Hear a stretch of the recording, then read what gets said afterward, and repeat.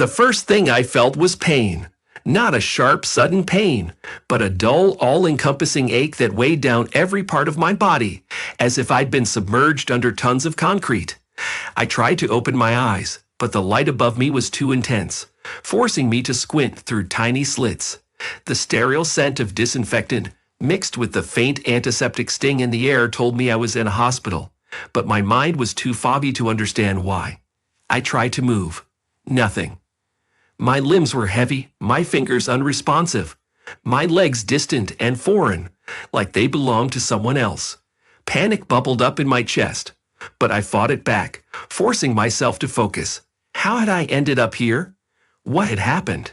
The incessant beeping of machines filled the room, a steady rhythm that should have been comforting, but only heightened the sense of dread crawling up my spine. I turned my head ever so slightly, my muscles screaming in protest. And that's when I noticed it. Tubes, wires, IVs snaking out of my arms, linking me to machines whose purpose I didn't understand. I blinked, forcing my eyes to adjust to the light, and that's when I heard her, Clara, my wife. Her voice drifted in from just beyond the door, muffled but unmistakable. That same sweet, melodic tone she'd always used with me, the one that used to soothe me on the worst of days. But now, in the sterile cold of this hospital room, her voice felt different. There was something off about it, something wrong. "Yes, doctor, I understand," Clara said, her voice laced with the kind of exaggerated concern I knew all too well. I strained to hear more, the beating of my heart suddenly louder than the machines around me. "He's still not responding?" she asked, a tinge of impatience creeping into her words. I forced my mind to clear, to focus. What was she talking about? Responding to what? My breathing quickened as I fought against the lethargy that had swallowed my body. I had to know. Something was wrong. My instincts screamed at me to listen, to pay attention. "He's been in this state for weeks," she continued, and now I could hear it, the coldness in her tone, the detachment. No changes, no signs of improvement. I think it's time we start thinking about alternatives. Alternatives? I had to be dreaming. This wasn't real. Clara loved me. We'd built a life together, hadn't we? I was still trying to process her words when the doctor responded, his voice low and hesitant. "There's always a chance," he said, but his words lacked conviction. "No," Clara interrupted, her voice sharper now, almost impatient. "He's a vegetable, doctor. It's time to face reality. We need to move on with our lives. I need to move on." I wanted to scream, to shout, to demand she come in here and look me in the eyes while she said those things. My body was paralyzed, but my mind was wide awake, fully aware now. And with that awareness came the gut-wrenching realization. Clara didn't care if I lived or died. In fact, she wanted me dead. A wave of nausea rolled through me, and I fought to stay calm, to think clearly. This couldn't be happening. We were happy, or at least I thought we were. But as I lay there, helpless and trapped in my own body, Clara's voice continued, each word a dagger slicing through what little hope I had left. And as for the will, she said, her voice softening into that honey tone she used when she was manipulating someone, "You said everything's in order, right? The restaurant, the estate, it all goes to me once. Well, once he's gone." There it was, the truth raw and brutal. Clara wasn't waiting for me to recover. She was waiting for me to die. And not just waiting, she was planning for it. Planning her life after I was gone, as if I were nothing more than a business transaction that needed to be concluded. I felt my pulse quicken, and the beeping of the machines grew erratic. I had to control my breathing. I couldn't let them know I was awake. Not yet. Not until I had a plan. Clara could not know I had overheard her. "I'll come by tomorrow to check on things," Clara said with a sigh, her tone dripping with impatience. "But honestly, doctor, I don't see much point anymore." Her words trailed off, and I heard the soft click of the door closing. I lay there in the deafening silence, the truth sinking in. The woman I had spent my life with, the woman I had trusted, was plotting to end my life for money, for power, for my restaurant. My restaurant. The thought hit me like a freight train. The business I'd built from the ground up. My legacy. She wanted it for herself. And now, it wasn't just about the money. It was about something far darker. This wasn't the woman I had married. This was someone else. Someone who would stop at nothing to get what she wanted. I was no longer the man lying helpless in a hospital bed. I was a threat to her plans. And I knew then that if I didn't do something soon, Clara wouldn't just wait for me to die. She would make sure of it. A new surge of energy pulsed through me, fueled by anger, fear, and the raw instinct to survive. I wasn't going to let her win. The next time I woke up, the world around me felt even more surreal. My body was still heavy, unresponsive, but my mind was sharper than before, the fog slowly lifting. I lay still, focusing on the beeping machines that surrounded me, using their rhythm to keep myself grounded. My muscles ached, and I still couldn't move, but my senses were coming back. I could hear the low murmur of voices, too far to make out clearly, but unmistakably close. And then I heard her again. Clara. I felt my stomach twist with a bitterness that threatened to choke me. I had hoped, no, prayed, that her earlier conversation had been a mistake, some terrible misunderstanding. But now, as I strained to hear her voice again, that hope withered. I've been thinking, Clara said, her voice low and intimate, the kind of voice she used to reserve only for me. Once it's all finalized, I'll have full control. The restaurant, the house, the money, all of it. Another voice responded, deep and smug.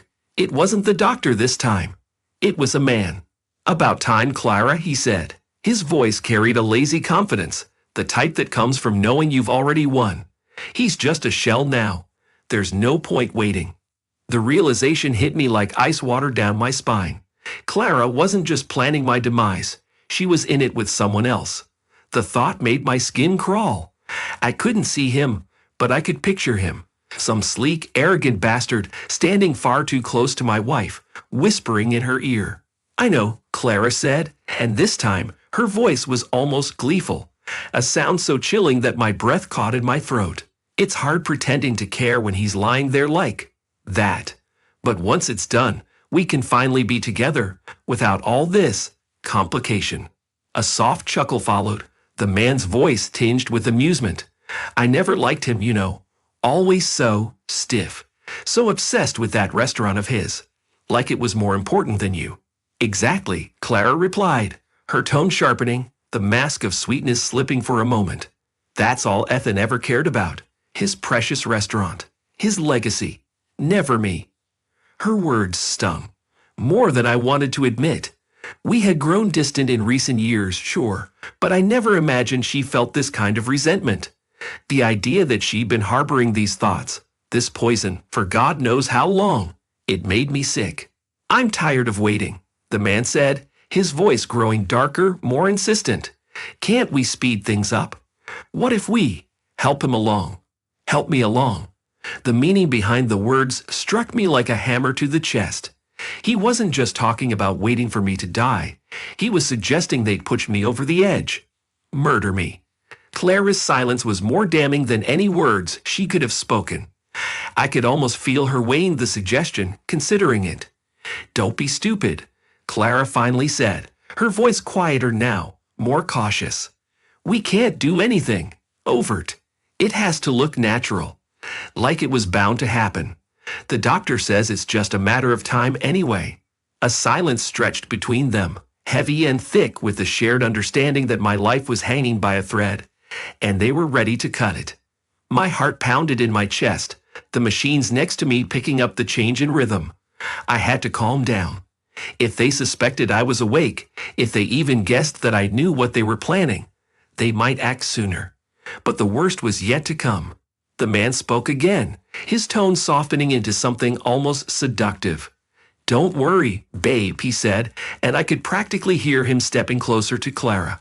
Once he's gone, it'll just be you and me. And we'll make that restaurant 10 times what it is now. We'll expand, open new locations, turn it into something far bigger than Ethan ever imagined.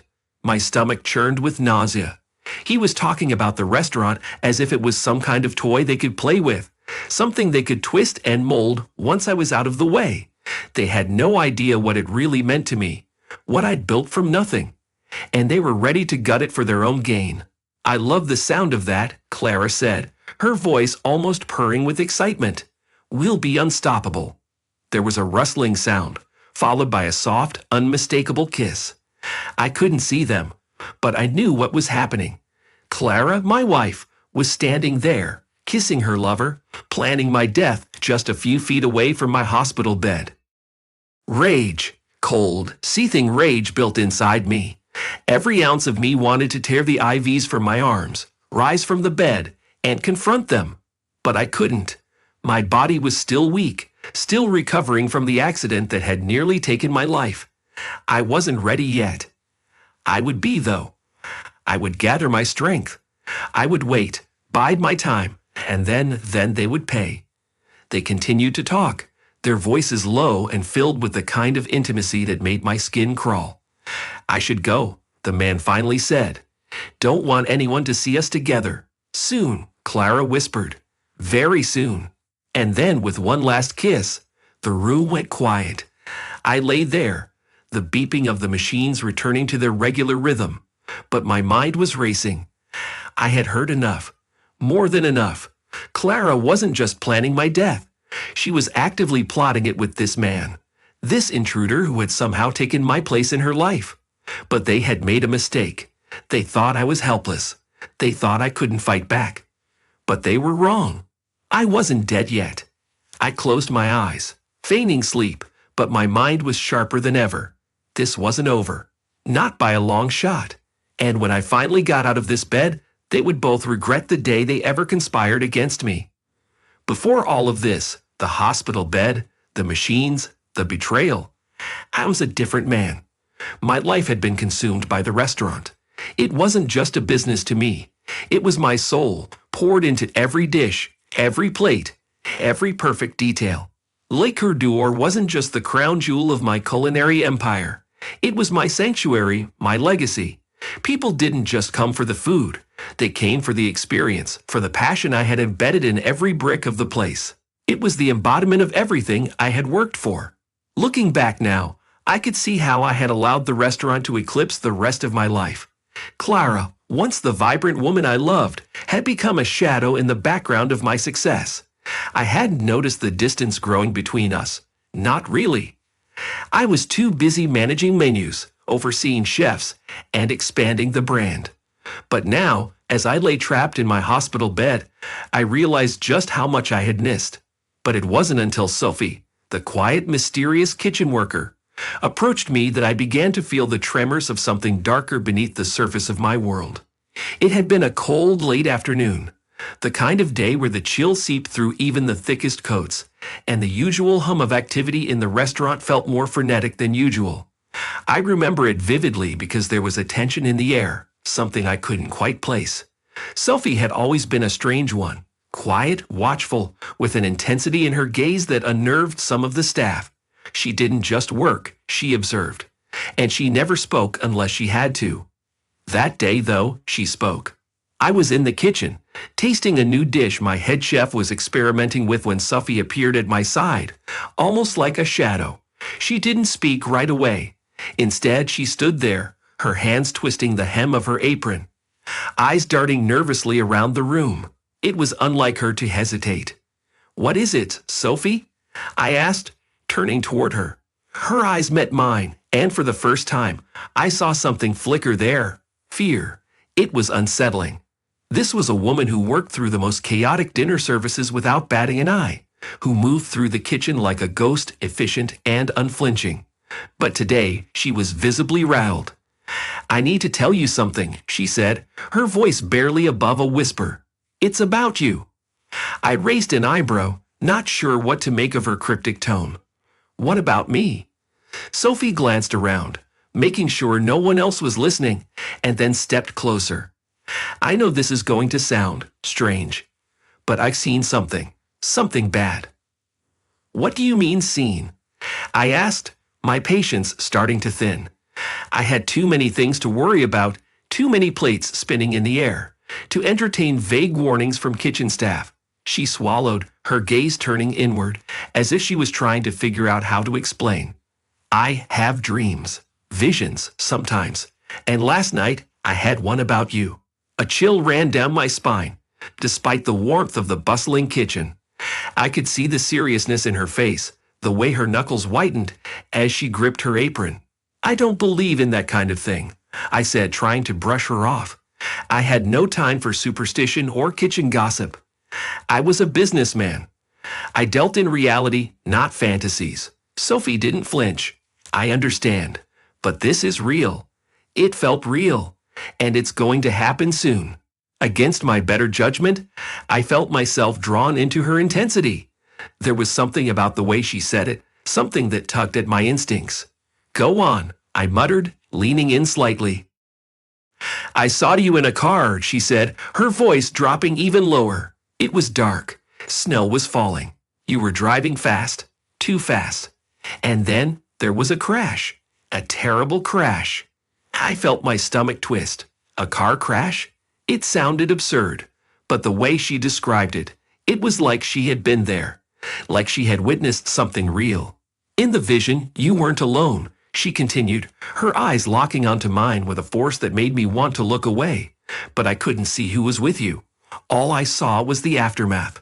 Your car was on fire. And you were trapped inside. Her words hit me like a punch to the gut.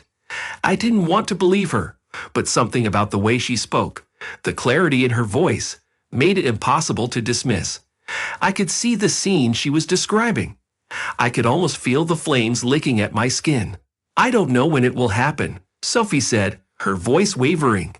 But you have to be careful, Mr. Ethan. This isn't just a bad dream. It's a warning. I stood there, staring at her, unsure of how to respond. Part of me wanted to laugh it off, to tell her to go back to chopping vegetables or whatever task she was supposed to be doing. But another part of me, a deeper instinctual part, couldn't shake the fear creeping into my bones. I forced a smile, trying to ease the tension. Thanks for the warning, Sophie, but I'm sure I'll be fine. I'm not the kind of guy who speeds anyway. She didn't smile back. She just looked at me, her eyes filled with a kind of sadness that made my skin crawl. Be careful, she repeated before turning and disappearing into the kitchen, leaving me standing there with a knot of unease tightening in my chest. That night, I drove home in silence, the snow starting to fall just like she had described.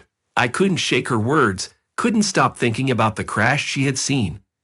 I drove slower than usual, my knuckles tight around the steering wheel, eyes darting to every shadow on the road. I should have listened to her more closely. I should have taken it seriously. But I didn't. I chalked it up to nerves, to overthinking. After all, what did Sophie know? She was just a kitchen worker, a nobody in the grand scheme of things.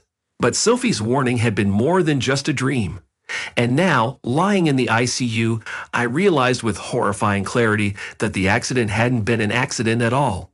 It was planned, and I had ignored the one person who had seen it coming. My wife had staged it.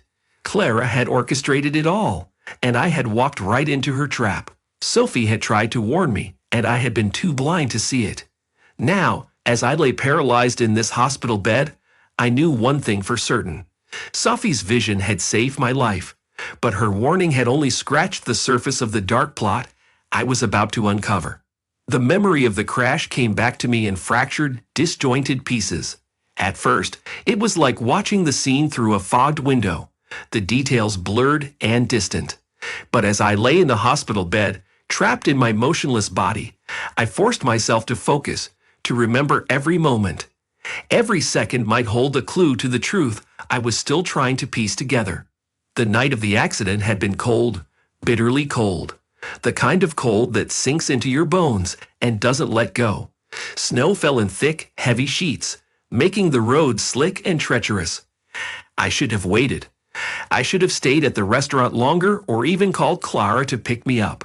But something had pulled me out into the storm, an odd impulse to leave, to be anywhere but at home. Maybe it was Sophie's warning echoing in the back of my mind. Maybe I had felt that something was off, though I hadn't been able to name it at the time. The last thing I remembered clearly was the stretch of road just before the bridge. the tires sliding beneath me, the sickening loss of control as the car skidded on the ice. My hands had gripped the steering wheel, knuckles white, as I tried to correct the slide. But it was too late. The guardrails loomed ahead, and with a deafening screech, the car slammed into them. The impact knocked the breath out of me, my head slamming against the steering wheel with brutal force. Pain shot through my body, sharp and blinding, and then fire. I smelled it before I saw it, the faint but unmistakable scent of gasoline, followed by the flicker of flames in the rearview mirror. My chest tightened with panic as I realized I was trapped, pinned in the wreckage. The flames spread quickly, licking up the sides of the car, creeping toward the gas tank. I knew I didn't have much time. My fingers fumbled with the seatbelt, but it wouldn't budge.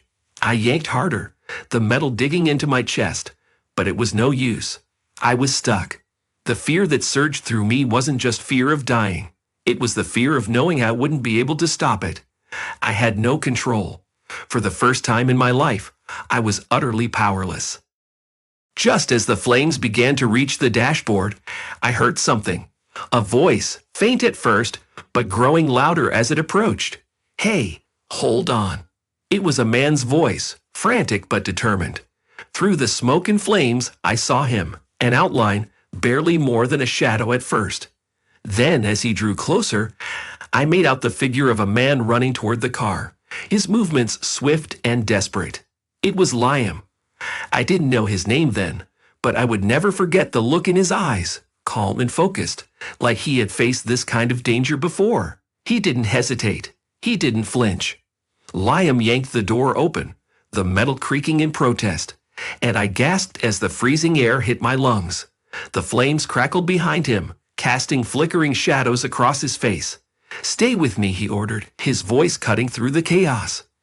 "I can't move," I choked out, my throat raw from the smoke. The seat belt, it stuck. Without a word, Liam leaned in, his hands moving fast. He fumbled for a second, then pulled a knife from his pocket and sliced through the belt in one swift motion. The pressure against my chest released, and I could finally breathe again. But the car was already burning around us, the fire closing in. "Come on," Liam grunted, grabbing me under the arms and hauling me out of the seat. Pain shot through my ribs, but I forced myself to move, to help him as much as I could. I felt my legs buckle, but Liam didn't let go. He dragged me out of the wreckage, his strength the only thing keeping me upright. The world outside was a blur of snow and smoke. The cold air burned my lungs, but it was better than the suffocating heat inside the car. Liam pulled me further from the wreck, his grip never faltering, even as I stumbled and fell to my knees in the snow. Behind us, the car was consumed by flames, a towering inferno that crackled and hissed in the night. I stared at it, dazed, trying to comprehend how close I had come to dying in that hellish fire. Liam crouched beside me, his breath coming in heavy puffs of steam in the freezing air. "You're okay now," he said, though his voice was laced with exhaustion. "You're safe." But I wasn't safe. Not really. The accident might have been over, but something deeper was gnawing at me, a feeling, a gut instinct that this crash hadn't just been a stroke of bad luck. It was too convenient, too perfectly timed. And Clara, her cold voice, her talk of moving on with the doctor, floated back into my mind, gnawing at the edges of my consciousness. Liam didn't say anything as he helped me to my feet, but he must have sensed my unease. There was something about him, an intensity in his eyes, a quiet strength in the way he moved, that made me trust him instantly. He wasn't just some good Samaritan. He had risked his life to pull me out of that car, and for some reason, I knew it hadn't been random. "How did you get here?" I asked, my voice rasping as I tried to catch my breath. "I saw the crash," Liam said simply. "Came running. Lucky I was close." "Lucky," I muttered, but the word felt hollow. Was it luck or something else? Had he been nearby by chance, or was there something more at play here? As I stared into the flames that had once been my car, the truth began to solidify in my mind. This wasn't just an accident. Someone, Clara, had wanted me dead. She had planned this, and I had almost walked right into her trap. Liam's hand tightened on my shoulder, grounding me in the present, "We need to get you to a hospital," he said. "You've got a lot of bruising, maybe some broken ribs. You're in shock." I nodded, too tired and shaken to argue. The adrenaline was wearing off, and pain was starting to settle in, a deep, throbbing ache in my chest and legs. As Liam helped me limp toward the road, a single thought burned in my mind, as hot and fierce as the fire behind us. Clara had tried to kill me, and I wasn't going to let her get away with it. But first, I had to survive. Hours later, after being rushed to the ICU, I lay in the sterile confines of the hospital room, my body battered and broken, but my mind racing. Clara didn't know I had survived, at least not yet. But she would soon. And when she did, she'd finish what she started. I knew her well enough to know that much. This wasn't over. Not by a long shot. The sound of the machines filled the room. The steady beep, beep, beep of the heart monitor a constant reminder that I was still alive. And as I lay there, waiting for the pain to subside, I made a silent vow to myself. I would find out the truth. I would expose Clara's treachery, and I would make her pay for what she had done. But first, I needed a way out of this hospital. I needed to get back to my life, to the restaurant, to everything Clara had tried to steal from me. And I knew just the person who could help me, someone who had already risked everything for a stranger. Liam. The man who had saved my life, the man I would soon trust with my future. The cold night air hit my face like a slap, sharp and biting. I was free from the hospital at last, but freedom felt like a distant concept. My ribs still ached, my head pounded, and the bruises from the accident were dark purple reminders of how close I had come to death. But none of that mattered now. What mattered was what awaited me inside my own home. I stood outside the front door, keys in hand, heart pounding in my chest, as the snow began to fall in thick, heavy flakes. The house, the one Clara and I had once shared as a symbol of our life together, now felt like enemy territory. I could see the faint glow of lights through the curtains, shadows moving inside. Clara was in there. So was her lover. I clenched my fist around the keys, willing myself to move, to open the door and face the truth that had been gnawing at me since I first heard Clara's voice in the hospital. She had planned my death. She had plotted with her lover, waited for me to crash, burn, and disappear from her life so she could take everything. My life, my restaurant, my legacy, all of it. But I wasn't dead, and tonight, I would make sure she knew that. I slid the key into the lock, my heart hammering as I twisted it. The door swung open with a soft creak, and I stepped inside, the warmth of the house enveloping me in stark contrast to the freezing storm outside. I could hear voices, familiar, too familiar. Clara's soft laugh, the same one she used to make me believe everything was perfect. And the other voice, the man, the one who had taken my place in her life, who had stood by her side while they waited for me to die. I took a deep breath, fighting the urge to storm into the living room and rip them apart. No, I needed to be smarter than that. I needed proof, a confrontation that would leave no room for doubt. They needed to confess, both of them. The house felt different now, like every corner was hiding some new betrayal. The walls seemed to close in on me as I crept forward, every footstep deliberate, every muscle tense. The sound of Clara's laughter hit me again. This time louder, sharper, more intimate. It made my skin crawl. I reached the living room and stopped, standing just out of sight. They were there, Clara and him, sitting on the couch, too close, far too close. I could see his hand resting on her leg, the casual familiarity of lovers who had nothing to hide. My stomach twisted with disgust. Once it's all settled, we'll be rid of him for good, the man was saying, his voice smooth, dripping with confidence. I could see him more clearly now, tall, well-dressed, the kind of man who thought the world owed him everything. He leaned back on the couch, relaxed, his fingers tracing circles on Clara's knee. Clara smiled, that same perfect smile that had once convinced me she loved me. "It's all happening so fast," she murmured, her voice soft and sweet. "Soon, the restaurant will be mine. And no more worrying about Ethan." My name on her lips felt like poison. It was as if she had already buried me. I stepped forward, the creak of the floorboards announcing my presence. Clara's head snapped around, her smile freezing in place as her eyes locked onto mine. For a moment, she didn't react, couldn't react. Her brain was still processing what she was seeing. I was supposed to be dead. I was supposed to be gone, a memory, a pile of ashes in a burnt-out car. But here I was, standing in the doorway, alive. Ethan, she stammered, her voice barely above a whisper. Her lover sat up straight, his hand sliding off her leg as if he had just been caught with his hand in the cookie jar. The smug look on his face melted into one of shock, then anger. Surprised? I asked, my voice cold, steady. I stepped into the room, my eyes locked on Clara's. I bet you didn't expect to see me again. Clara's face drained of color, her eyes wide with panic. How are you? She couldn't even finish the sentence. She knew exactly what had happened, and now she was trying to grasp at straws, to understand how her plan had failed. I survived, I said simply. Despite your best efforts. Her lover stood up, puffing out his chest as if he could intimidate me with his height. Listen, pal, I don't know what you think you're. Shut up. My voice cut through the room like a knife. I wasn't here to argue. I wasn't here to explain myself. I was here for the truth. He blinked, stunned, then scowled, but he stayed silent. Good. He would have his turn soon enough. I turned back to Clara, taking another step toward her. She had shrunk back into the couch, her hands trembling in her lap. The perfect mask she always wore was cracking now, revealing the fear underneath. You tried to kill me, I said, my voice low, controlled. You and this piece of garbage plotted to have me killed so you could take everything. The restaurant, the money, my life. You planned it all.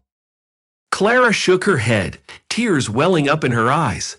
No, Ethan, you don't understand. I understand perfectly. I cut her off, my anger bubbling just beneath the surface. You wanted me gone. You thought I was too obsessed with the restaurant, too focused on my work, and you found someone else who could give you what you wanted. So you planned the accident. You knew about the snow, the road, everything.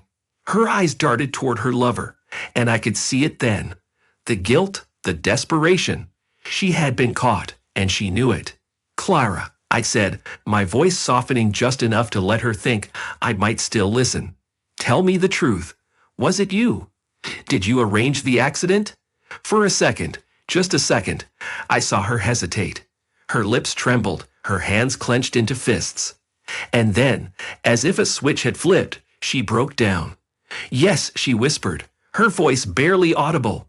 Yes, I did. But I didn't want to hurt you, Ethan. I wanted a way out. A way out. I repeated, the words tasting bitter in my mouth. You could have divorced me, Clara. You could have walked away. But instead, you chose murder. Her lover shifted, stepping toward me, his voice full of bluster. You've got nothing, pal. You can't prove any of this. You're just making wild accusations. But before he could finish, the sound of sirens pierced the air outside, flashing blue and red lights casting shadows across the room.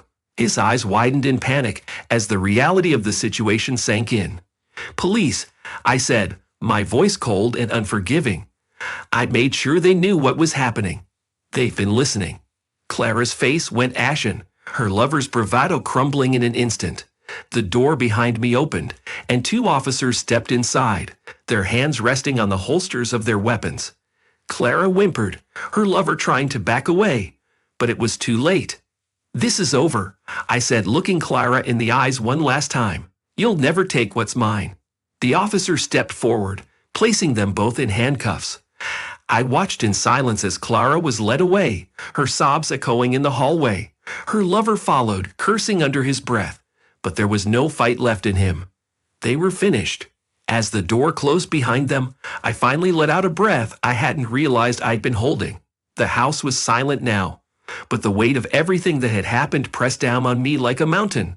Clara had betrayed me, tried to kill me, and I had been inches from losing everything. But I had survived, and now I would rebuild. As I stood there in the quiet, I thought of Liam, the man who had saved me from the flames. the man I owed my life to. I had found a new ally, one I could trust. And I knew, in time, the scars Clara had left on my life would fade. But for now, I stood in the ashes of what could have been and vowed never to be fooled again.